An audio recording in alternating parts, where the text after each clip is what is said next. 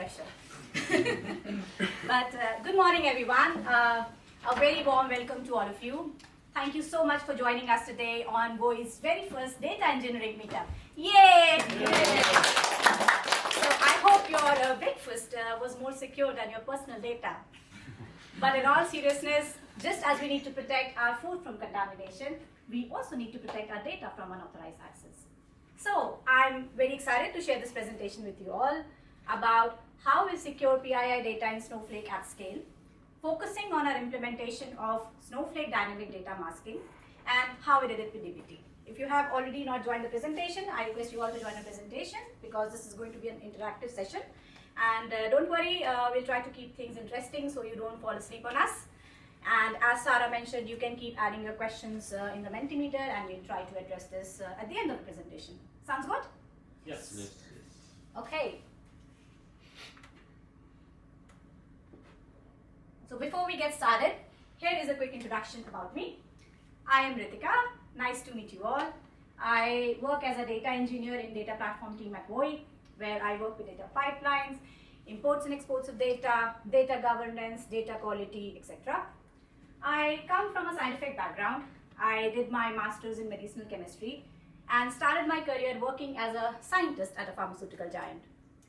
For me, API used to be active pharmaceutical ingredient while testing and synthesizing drugs. Honestly, that was what it was for me. I have come quite far from that, and API is a totally different thing for me now. Believe me, it's been quite a journey. Outside of work, I love traveling the world, trying out different cuisines, and doing things I haven't done before. So that was a bit about me. Here is the agenda for today's presentation. I'm going to cover 5 points. We will start off with explaining what PII is and why it needs to be protected. Then I will briefly talk about our PII implementation journey from idea to reality, followed by the implementation details. And I will also touch upon some areas of improvement and plans for the future. And in the end, we will wrap it up with a short quiz for all of you. It's going to be exciting. Okay, so since this topic is all about PII, here is my first question. What does PII stand for? You can choose one of the 4 options. Looks like, oh, there's only one person who answered. 3. Let's increase the count. Yes, 5 people answered. 6. Looks like most of you already know what PII is, which is great.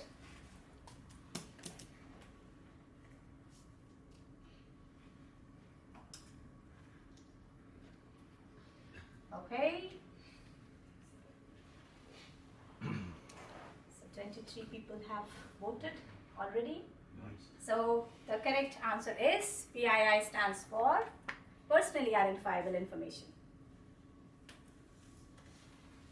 So PII is a term most commonly used in the US. GDPR has a broader definition to it and it calls it personal data instead. So on the slide I have a link to the official definition for personal data. But in short, personal data is any information that can be used to identify a specific individual directly or indirectly. So it could be information like your name, phone number, email address, driving license, biometric data, or any other sensitive information. So Snowflake is the data warehouse we use at Voi, and we import data from different sources, both internal and external. And some of these sources contain PII data of our riders like name, phone number, email, driving license, etc. And we need to limit the exposure of this information as much as possible. As per data privacy regulations, only Voi employees who have legitimate reason should be able to view such data. However, there are groups of people at Voi who do need access to this sensitive information for different use cases like fraud detection, handling of police requests in case of crime, etc. And that's part of their job description. So we needed to build this in a way in Snowflake so that people who need access to the sensitive information are the ones who actually get access to it. And we are doing this for the privacy of our customers to minimize damage in case of data leak by following the principle of least privilege. Okay, so I talked about what PII is, why it needs to be protected. I will now move on to the second point on our agenda list, which is I will shed some light on our PII implementation journey from idea to reality. So we knew that it's not going to be an easy thing to roll out masking overnight. So here is how we approach the problem. Before you can protect your data, you need to know what data to protect. So the first thing we did was to identify tables in Snowflake that contain PII fields, and we made a list of it. The next thing was to start gathering requirements for PII masking. One of the important factors to consider for us was if PII needs to be masked only in Snowflake, or we need to mask PII from the BI tools as well that read data from Snowflake. And since we have lot many users in Tableau and Metabase, which is our BI tool, we decided to mask PII from all the tools. So we sent out this PII access survey form to all our Snowflake, Tableau and Metabase users who are like active in last 90 days to get a feel of how many people use PII data in their day-to-day operations. What PII fields or tables are most frequently used, so that we can plan to roll out masking in a non-disruptive way. Another reason to send out the survey was to evaluate the responses from the survey and grant PII access to the relevant people before the masking is rolled out. This we thought would minimize workload on the data teams around handling of PII requests once the masking is rolled out. So the survey was up for like 2 to 3 weeks, and in the meantime we did several brainstorming sessions to explore possible solutions for masking in Snowflake, Tableau and Metabase. And once we had a solution in place, we did a proof of concept on one of the tables in Snowflake. We will talk about the implementation details in the coming slides. So now we had a tool or a solution in place to do the masking, but there were other things to solve. Like we didn't have a process in place for users to ask for PII access. So we started working on this PII access user guide to make the process of requesting and getting access to the PII data streamlined. And what we came up with was that now people can go to this data request portal, which is like an internal service desk, and you have a defined section, as you can see from the screenshot, to ask for PII access. You need to fill in some mandatory information like why do you need access to PII, which PII fields you need access to, which tables contains those PII fields, and like most importantly, where do you need to access PII? Is it in Snowflake or also from the BI tools? And once this request is approved by the head of data analytics, this automatically moves to the respective data team's Jira board so that it can be picked up immediately, because these are quite high priority requests for us. And then, of course, there is a lot of documentation required to be done around solution implementation, including who will be responsible for tagging and masking PII as we build new data sets, PII access user guide in itself, then the processes that the data teams need to follow to grant PII access in different tools, and so on. By the way, we love documentation. We do a lot of documentation at Voi. So once we had done our homework, the PII masking was rolled out gradually, table by table, over the next 2 to 3 weeks. We started with rolling out masking for the tables that were less frequently used, and then we gradually moved to the most frequently used tables. And this was to minimize disruption in the day-to-day operations. Okay, now I will talk about the implementation details, which was point 3 on our agenda list. So how many of you have experience working with DBT here? Oh, almost all of you. Yes, so DBT, as you all know, is a data transformation tool. It is from DBT Labs, formerly known as Fishtown Analytics. It is SQL based, it is open source, and it is heavily used by us at Voi for data transformations. So coming back to the implementation.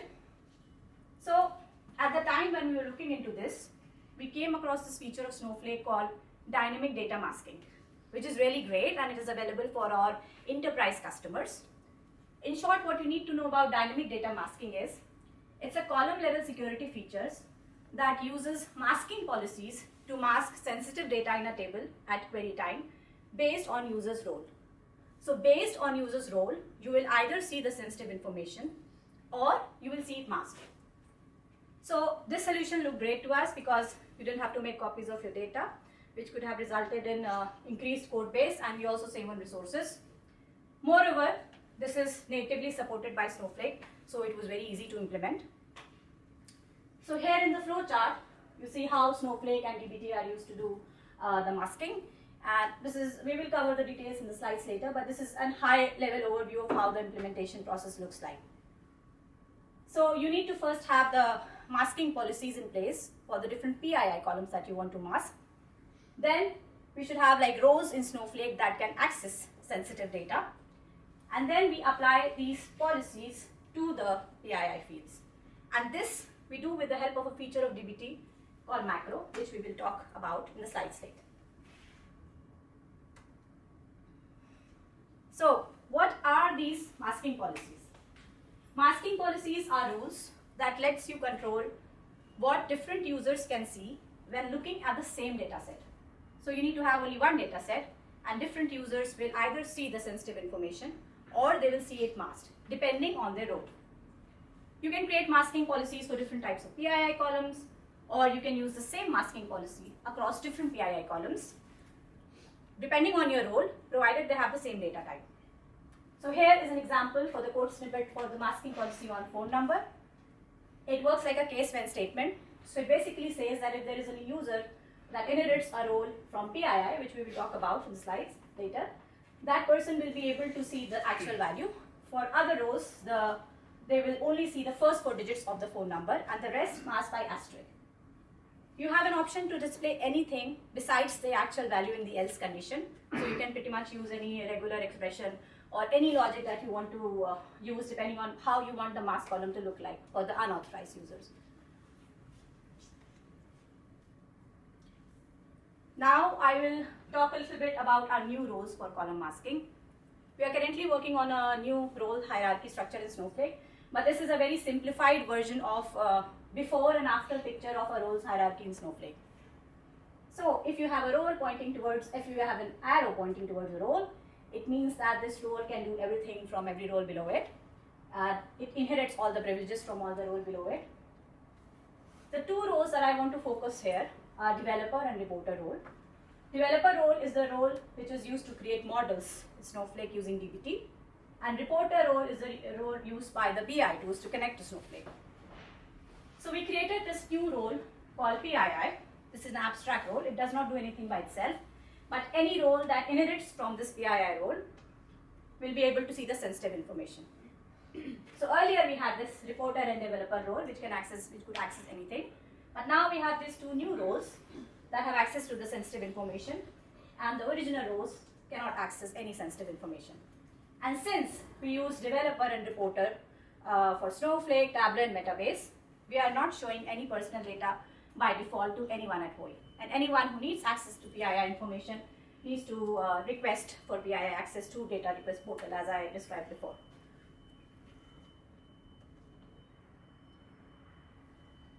So when we have decided on the dynamic data masking feature, we needed an easy way to scale this across all our dbt models. And we decided to do this with the help of dbt macro. So macros are utility in dbt that lets you write generic code which can be reused across your dbt project. So they are analogous to functions in any programming language. So we created a simple macro called apply column masking. It's very easy to use. You run it in a post hook in the config section of the model, and you pass the name of the PII columns that you want to mask along with the appropriate masking policies as a dictionary. So the key is the name of the PII columns and the value is the name of the masking policy that you want to use. And so here is the screenshot. I have an example of a model where I want to mask name, phone, and email. I pass them as a dictionary, and I call this macro in a post hook, and the macro will do the rest for me. This is the part of the macro that does the magic for us. So it basically runs an alter command in the on all the columns in the macros input list and applies the appropriate masking policies to it. So what did this apply column masking macro do? So after running the model in a post hook, if you call this apply column masking macro on name, phone, and email field, If you now go in Snowflake and check, you will notice that the rows that have access to the sensitive information, which are reporter PII and developer PII in our case, can see the actual value. But for all other rows, the value will be masked depending on the logic set in the masking policies applied on the specified column. So for example, in case of email, in case of phone number, you'll see first 4 digits of the phone number because that's what unauthorized users will see, and the rest masked by the asterisk. In case of name, you will be able to see first letter of the name and the rest masked by asterisk. In case of email, we decided to just show the domain name, but you can pretty much set anything here depending on like how you want the mask column to look like.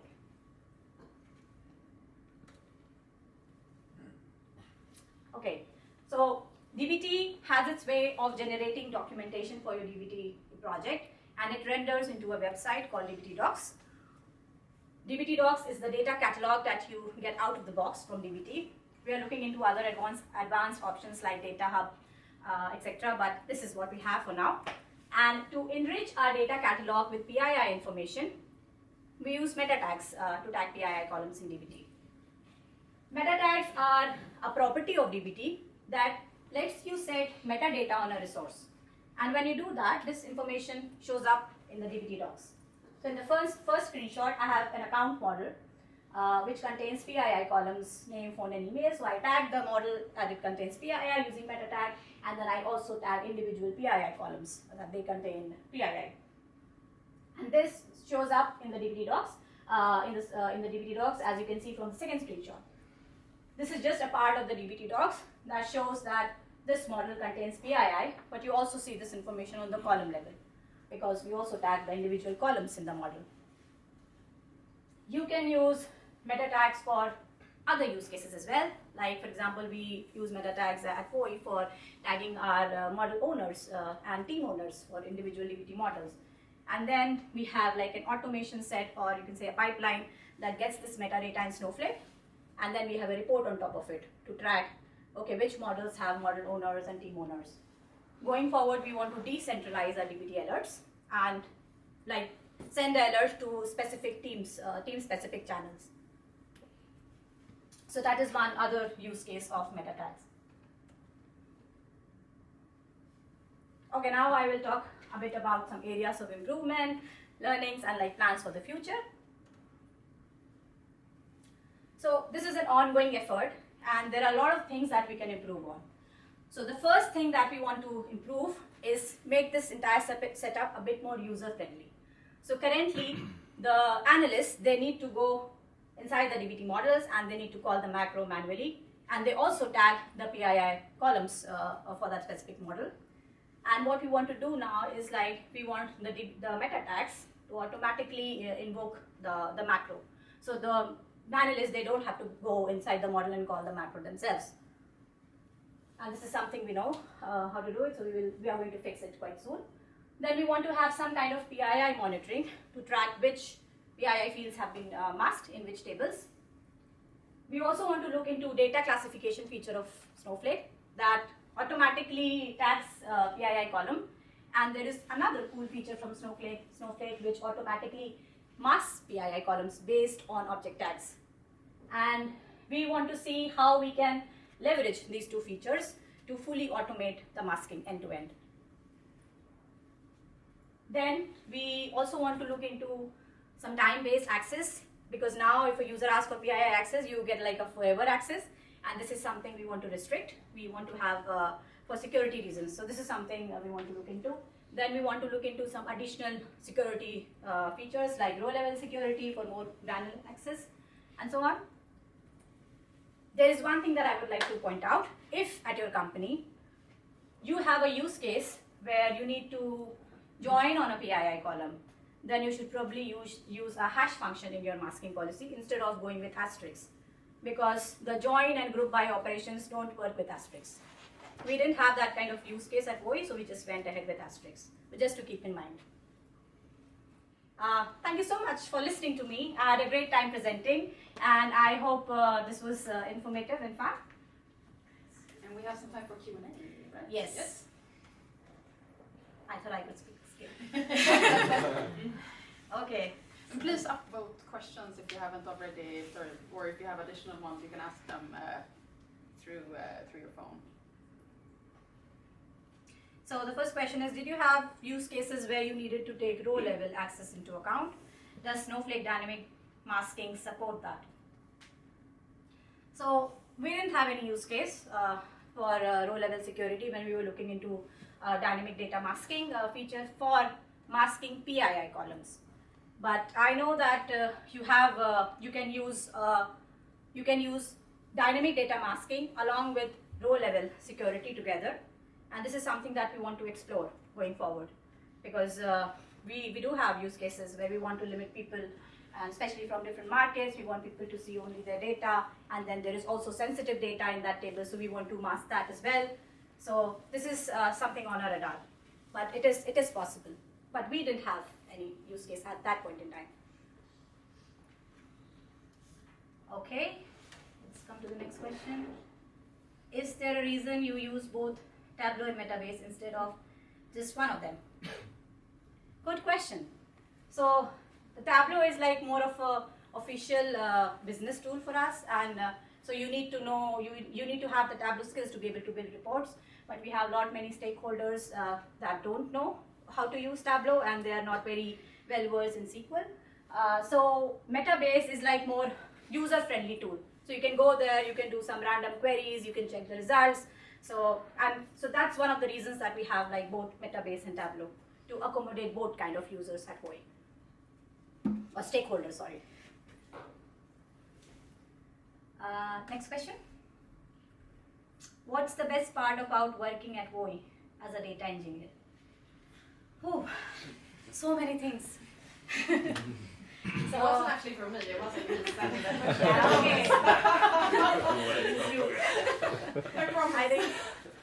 I think we have lovely people at Voi, and that is one of the most important reasons I personally love working at Voi, because you have so nice and skilled people who are always there for you. They are very approachable.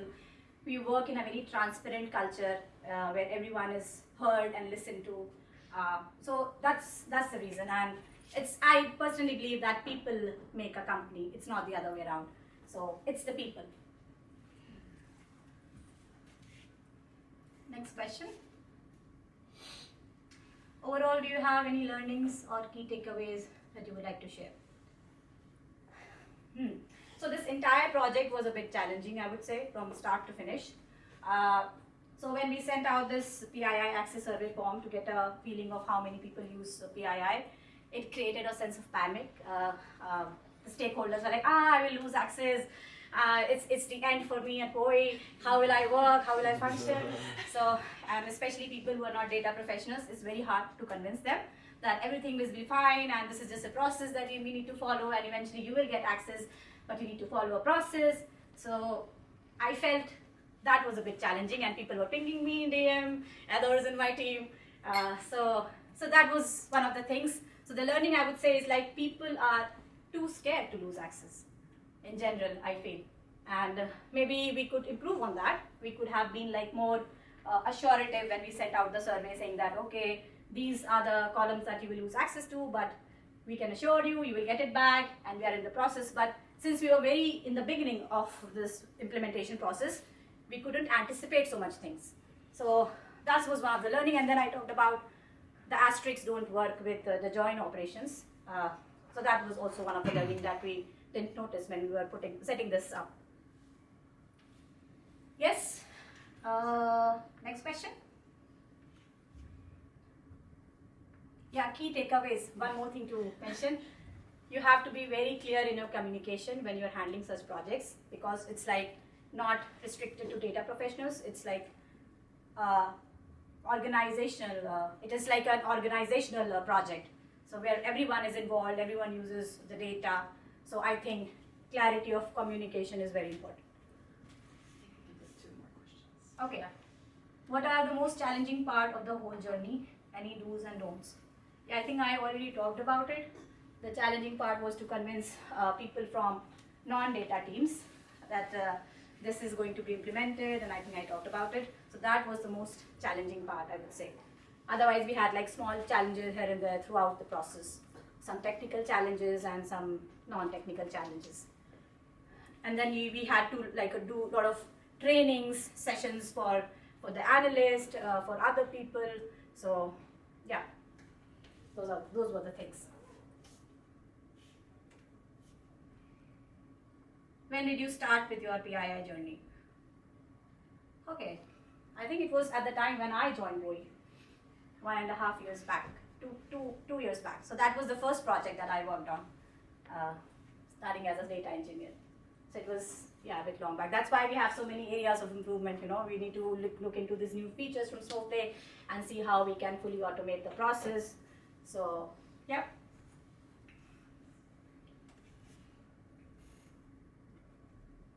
Where is the not masked data stored? So that's the beauty of dynamic data masking, that you don't need to make copies of the data. So it's dynamic, it's not static masking, so there is no modification of the underlying data. So it's very much there. It's just that based on your role, you will either see or not see it. And that's part of the implementation. Okay, nice. So I think we're done with Q&A. And thank you so much again for joining us today. And I hand over the mic to Sarah. Thank you so much, Ritika.